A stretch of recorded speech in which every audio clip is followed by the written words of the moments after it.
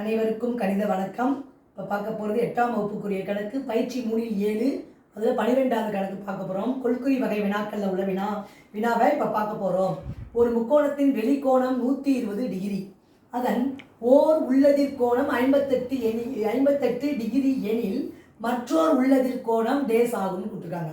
அப்போ இந்த கணக்கை பொறுத்த வரைக்கும் வெளிக்கோணம் கொடுக்கப்பட்டிருக்கு, உள்ளதிர் கோணத்தில் ஒரு கோணம் கொடுக்கப்பட்டிருக்கு, இன்னொரு கோணம் எவ்வளவு அப்படின்னு சொல்லி கேட்டிருக்காங்க.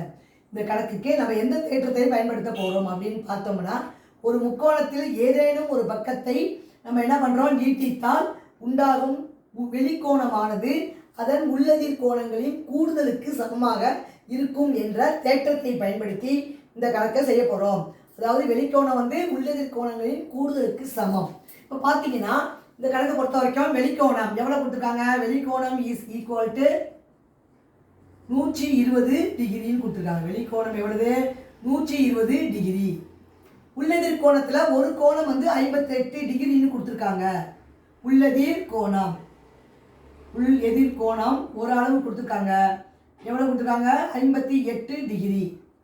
அப்போ மற்றொன்று நம்ம என்ன பண்ண போகிறோம், எக்ஸ் என்க, இன்னொன்று எக்ஸ் என்க. மற்ற உள்ளதிர் கோணம் எக்ஸ் என்க. இப்போ இரண்டையும் கூட்டினால் 120 வெளிக்கோணம். அப்போ x plus 58 degree equal to 120 degree, அதாவது வெளிக்கோணம்.